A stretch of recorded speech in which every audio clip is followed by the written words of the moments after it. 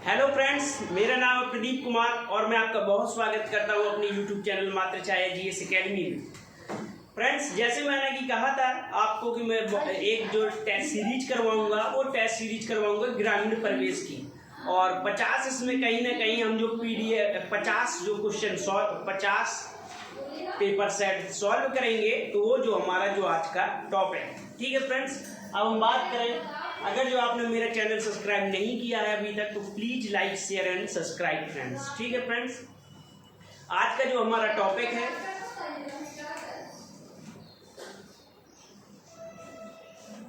Friends, अगर जो आपने मेरा चैनल सब्सक्राइब नहीं किया है तो please like share and subscribe करें।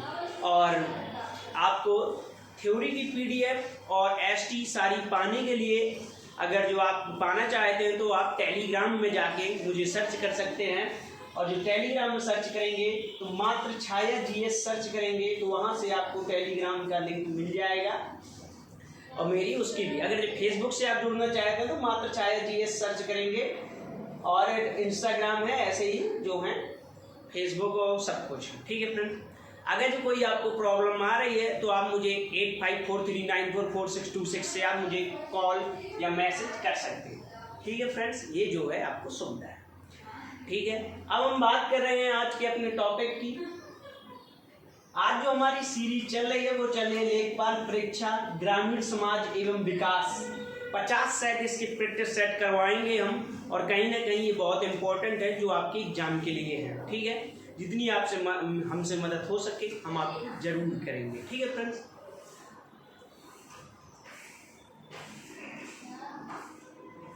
फ्रेंड्स, अब यहाँ पर जो बात करें तो पहला क्वेश्चन कह रहा है संस्कृति, कला और उपकरणों के प्रकट परंपरागत ज्ञान का वह संगठित रूप है जो परंपरा के द्वारा संगठित होकर मानव समूह की विशेषता बन जाती है।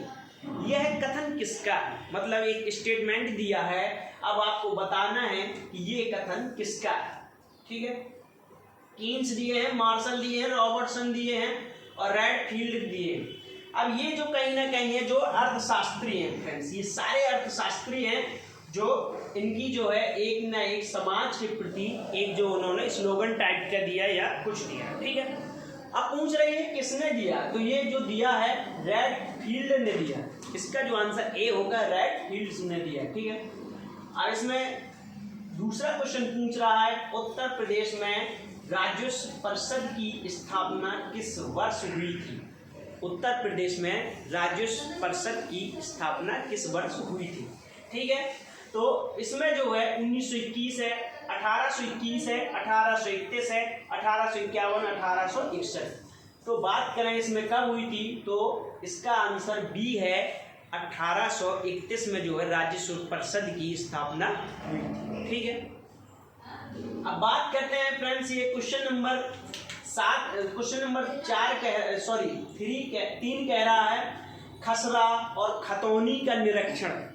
आप देखते हैं जो हमारे खेत खलियान के जो कागज होते हैं उसे खसरा खतौनी कहते हैं, जिसमें सब लिखा रहता है कि ये इतने बीघा है और इतने लोगों के नाम है, ये सब लिखा रहता है डिटेल। तो पूछ रहा है, तो मैं बात कर रहा था खसरा खतौनी, ये जो हमारे जो खेत खलियान के कागज हैं वो किसके पास रहते हैं। अब ये पूछ रहा है कि जो कागज रहते हैं वो रहते हैं किसके, पटवारी के पास, लेखपाल के पास। खसरा और खतौनी का निरीक्षण कौन करता है, मतलब उन कागजों की देखरेख, मतलब उसके जो किसके द्वारा बनाया जाता है। ठीक है, तो पटवारी, लेखपाल, अमीन। इसका जो आंसर होगा कानून गो जो होते हैं वही जो है हमारे खसरा खतौनी का निरीक्षण करते हैं। ठीक है, और रहते किसके पास है, लेखपाल के पास भी नहीं रहते हैं, लेकिन थोड़ा सी डिटेल रहती है। ठीक है, अब क्वेश्चन नंबर 4 कह रहा है संविधान के किस भाग में पंचायती राज संबंधी प्रावधान दिए गए? मतलब ऐसा संविधान का कौन सा भाग है जिसमें पंचायती राज्यों की जो है पंचायती राज्यों का संबंधित प्रावधान है। जैसे ग्राम का प्रधान होगा, फिर आपको पता है कि मंडल परिषद की है और जिला परिषद की है, ठीक है, ब्लॉक प्रमुख जो है, ये सब किसमें दिए, तो ये दिए हैं। अगर जो पूछता है कि कौन सा पार्ट है, तो वो है 9 पार्ट जो है भाग 9 में इसके दिए हुए हैं, ठीक है। अब 5वां क्वेश्चन पूछ रहा है, भारत में स्थानीय स्वशासन का प्रारंभ किस वायसराय के समय में माना जाता है।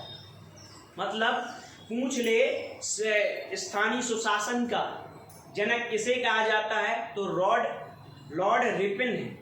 ये लॉर्ड रिपन इसका आंसर होगा।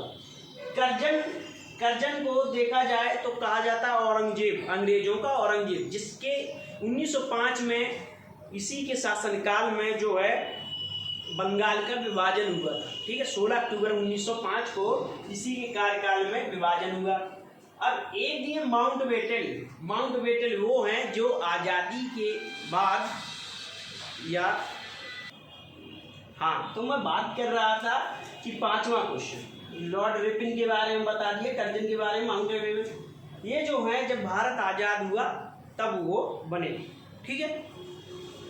स्वतंत्र भारत के प्रथम गवर्नर जनरल पूछ ले तो आप इन्हीं को लगाएंगे। आज़ादी के बाद में, आज़ादी के पहले भी जो थे ये भी थे। और बात करते हैं, अब क्वेश्चन नंबर 6 पूछ रहा है, जमाबंदी से तात्पर्य क्या है। अब जमाबंदी से तात्पर्य मतलब ये है कि मतलब भू अधिकारियों के प्रलेख, मतलब जो लेखा जोखा होता है उनका प्रलेख होता है, ठीक है। जमाबंदी जो है भू अधिकारियों के प्रलेख है, ठीक है। अब फ्रेंड्स बात करते हैं क्वेश्चन नंबर 7 की। अब क्वेश्चन नंबर 7 जो कह रहा है आत्मनिर्भरता प्राप्त करना किस पंचवर्षीय योजना का उद्देश्य है। आत्मनिर्भरता, आपको पता है कि पंचवर्षीय योजनाएं चलाएंगी जो 5 वर्षों के लिए बनाई गई थी, ठीक है। 5 ईयर प्लानिंग कमीशन जो है, आप पॉलिटी जब पढ़ेंगे जब उसमें आती हैं, ठीक है, इकोनॉमी में भी आएंगी, ठीक है। ऐसी योजनाएं जो 5 साल तक एक लक्ष्य बनाया जाता था, फिर उनको हासिल करने के लिए बनाई जाती थी, ठीक है। तो बात करते हैं प्रथम पंचवर्षीय योजना में जो क्या किया गया था। इसमें किया गया था कि कृषि में आत्मनिर्भरता। भारत जब आज़ाद हुआ तो गेहूं कुछ था ही नहीं, बड़ी भुखमरी थी, इसीलिए कृषि की आत्मनिर्भरता पूछता है तो पहली जो प्लानिंग कमीशन। अब इसके बाद में अगर जो पूछता है कि भारी उद्योग के लिए पूछता है, ठीक है, तो ये जो है थी पंचवर्षीय, दूसरी पंचवर्षीय थी। अब इसके बाद में हम बात करें कि क्वेश्चन कह रहा है इसकी आत्मनिर्भरता, ये थी चौथी पंचवर्षीय योजना थी, ठीक है, ये चौथी पंचवर्षीय योजना थी जो आत्मनिर्भरता से संबंधित है। अब एक योजना दी है, ये क्वेश्चन नंबर 8 पूछ रहा है, मिशन इंद्रधनुष योजना की शुरुआत कब की गई। मिशन,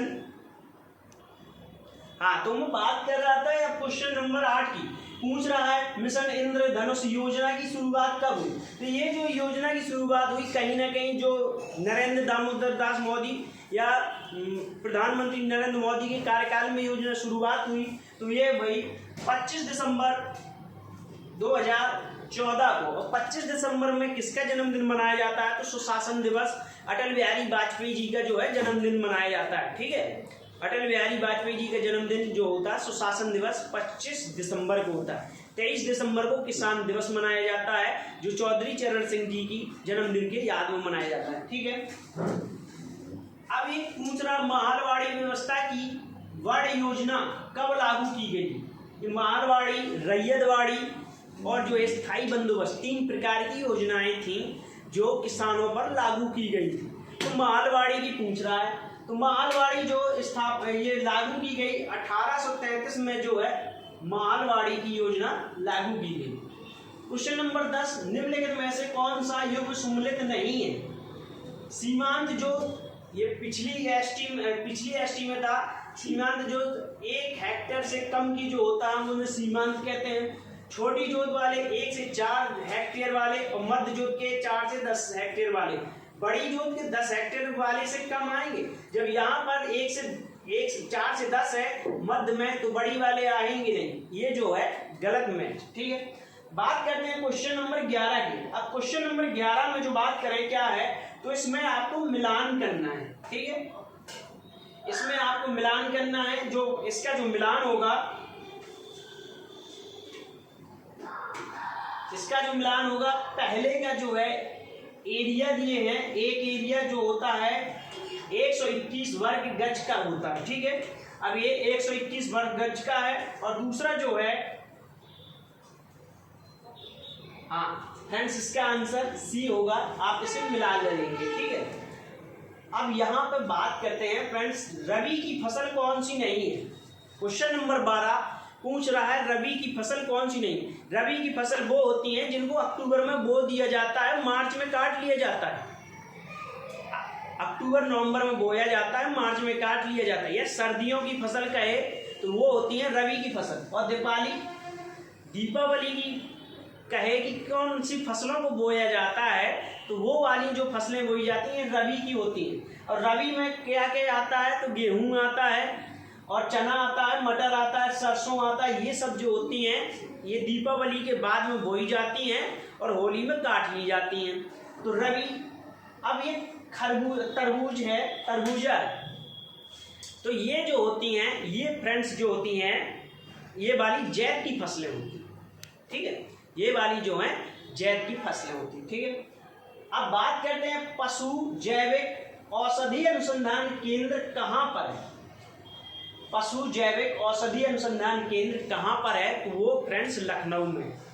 इसका आंसर सी होगा, लखनऊ में। और लखनऊ के बारे में मैं थोड़ा और बता दूं, बायोटेक्नोलॉजी पार्क पूछे तो लखनऊ में, गन्ना अनुसंधान केंद्र पूछे तो लखनऊ में, पशु अनुसंधान औषधि अनुसंधान केंद्र पूछे तो लखनऊ में, ड्रग रिसर्च अनुसंधान केंद्र पूछे तो लखनऊ में, इमामबाड़ा पूछे तो लखनऊ में, गोमती नदी के किनारे बसा है लखनऊ। सांपों का जहर अनुसंधान केंद्र पूछ ले तो भी लखनऊ में है, ठीक है फ्रेंड्स। और बात करते हैं लखनऊ उत्तर प्रदेश की राजधानी 1921 में आंशिक रूप से बनी और पूर्णकालिक 1935 में बनी, और यहीं पर 1916 में अधिवेशन हुआ। AC मजरूमदास इसके अध्यक्ष थे कांग्रेस के, ठीक है। सहारनपुर पेपर टेक्नोलॉजी के लिए, जहां पर जो कागज बनाए जाते हैं, तो सहारनपुर। और जो लकड़ी से जो आभूषण बनाए जाते हैं वो सहारनपुर में बनाए जाते हैं। नोएडा आपको पता है कि उद्योग नगरी है, ठीक है, टेक्नोलॉजी नगरी है। आगरा ताजमहल के लिए फेमस है। फतेहपुर सीकरी जो शेख सलीम चिश्ती की दरगाह है, और अकबर का किला भी है आगरा में, और लाल किला भी है आगरा में, ठीक है फ्रेंड्स। ये सब चीजें जो आगरा में। अब उत्तर प्रदेश में मत्स्य विभाग की स्थापना किस वर्ष की गई है। अब मत्स्य विभाग की पूछ रहा है, तो मत्स्य विभाग की स्थापना 1966 में की गई है, ठीक है। अब बीमारी और पूछ रहा फसल, किस फसल में कौन सी बीमारी होती है, और सुमलित नहीं है, मतलब ऐसी कौन सी बीमारी है जो नहीं है। ये अरकट लिखा है तो बाजरा की है, और बुकानी जो है मटर की है, वो काठा जो है ये जो अरहर की है। ये रेड रॉड लिखा है, तो ये जो है ये वाली जो है ये जो है ये गन्ने की होती है, ठीक है। ये डी आंसर इसका वो है।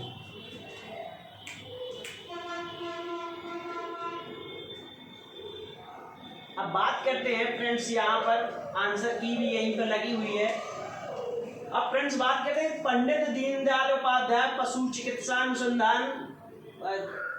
चिकित्सा विश्वविद्यालय उत्तर प्रदेश के किस जनपद में, ठीक है। अगर जो पशु अनुसंधान केंद्र पूछता है कहाँ पर है, तो वो है बरेली में, ठीक है। उत्तर प्रदेश का सबसे ठंडा जिला, दिया सलाई के लिए खान बहादुर खान ने 1857 का विद्रोह किया, ठीक है। अब इसमें पूछ रहा पशु विश्वविद्यालय ये कहाँ पर, तो ये मथुरा में है। अब मथुरा की बात करें तो बकरी अनुसंधान केंद्र मथुरा में है, और गाय अनुसंधान केंद्र पूछे तो भी मथुरा में है, और वाइल्ड रेफरी पूछ ले तो भी मथुरा में, ठीक है। सीतापुर की बात करें तो यहाँ पे नैमिष है, और गोलकुंड बना हुआ है चक्र।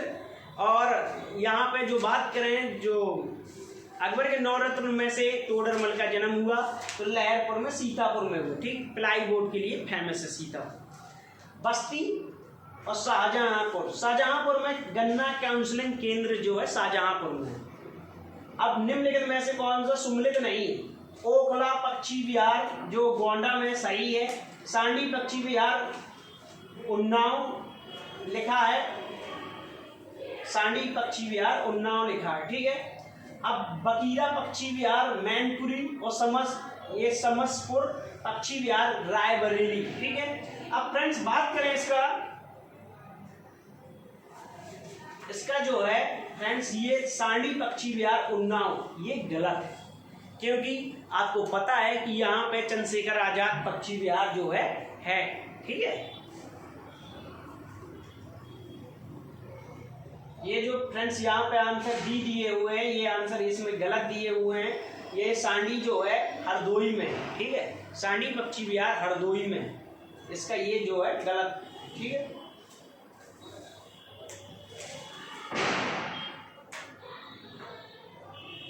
हाँ, बात करते हैं फ्रेंड्स 18, क्वेश्चन नंबर 18। अब ये पूछ रहा है माता टीला जल विद्युत परियोजना किस नदी पर? ये मैंने आपको बहुत अच्छी तरह पढ़ाई है जब हमने गंगा नदी के बारे में पढ़ा था, जब मैंने बताया। तो माता टीला परियोजना पूछ ले, रानी लक्ष्मीबाई परियोजना, पारीक्षा बांध पूछ ले, ये सब क्वेश्चन आते हैं तो आप कहाँ बेतवा नदी पर लगाएंगे, ठीक है। अब इसके बाद में बात करते हैं प्राचीनतम कांच मिट्टी वाले क्षेत्र को क्या कहा जाता है, ठीक है। जलोढ़ मिट्टी दो प्रकार की होती है, एक होती है खादर, एक होती है बांगर। खादर जो होती है नई जलोढ़ होती है, बांगर जो होती है पुरानी जलोढ़ मिट्टी होती है। जब बात करें जैसे नदी बह रही है, यहाँ से आप मुझे देख सकते हैं नदी यहाँ से बह रही है और कुछ छोटी हो जाएगी आगे चल के, तो ये वाली जो होगी बांगर हो जाएगी, और जो नई आएगी मिट्टी नदी के साथ में वो जलोढ़ हो जाएगी, ठीक है। तो इसका जो प्राचीनतम पूछता है तो बांगर हो जाएगा, ठीक है। अब NPK के किस अनुपात में प्रयोग में संशुष्टि की गई है, ठीक है, ये पूछ रहा है। तो इसका जो आंसर हो जाएगा 4:2 हो जाएगा, ठीक है। इसका आंसर सी हो जाएगा। अब क्वेश्चन नंबर 21 पूछ रहा है कि 2011 की जनगणना के अनुसार 1000 स्त्रियों में 1000 पुरुषों में स्त्रियों की संख्या कितनी है? 1000 पुरुषों में स्त्रियों की संख्या कितनी है? तो वो है 112। अब 112 88 पुरुष ऐसे हैं जो जिनके लिए स्त्री हैं ही नहीं, ठीक है। वो अब जो है ज़्यादा नहीं कहता हूँ मैं, ठीक है, आप समझ सकते हैं। सारनाथ का सिंह स्तंभ किस काल का सर्वश्रेष्ठ उदाहरण है? आप वाराणसी जानते हैं, वाराणसी के 10 किलोमीटर आगे जाएंगे तो सारनाथ पड़ता है। और सारनाथ में बात करें तो गौतम बुद्ध के बारे में पहला उपदेश दिया था सारनाथ में, ठीक है। तो वो पूछ रहा है कि वहाँ पे अशोक स्तंभ बना है, अशोक स्तंभ का है या सारनाथ का सिंह स्तंभ का है जिसमें 4 शेर बने हुए हैं। आप सिक्का देखें या पैसा देखें 10 की नोट, उसमें बना हुआ है, ठीक है। अब बात करते हैं वो किसका उदाहरण है, मौर्य काल का, गुप्त काल का, समरसेन काल का? तो ये जो है मौर्य काल का, चंद्रगुप्त मौर्य, ये मौर्य जो था अशोक भी था, ठीक है। अब क्वेश्चन नंबर 23 कह रहा है उत्तर प्रदेश में एवेस्टम पाए जाते हैं, ये कहाँ पर पाए जाते हैं? तो ये मिर्जापुर में पाए जाते हैं, ठीक है। ललितपुर में जो है यूरेनियम पाया जाता है, और ये जो है लेड। आप पेंसिल देखते हैं, जब पेंसिल छीलते हैं जो काला काला, बचपन में खा भी लेते थे, ठीक है। तो वो जो है पेंसिल का लेड जो कहाँ पाया जाता है? तो वो मेरे जिले में हमीरपुर में पाया जाता है, ठीक है, ये हमीरपुर में पाया जाता है।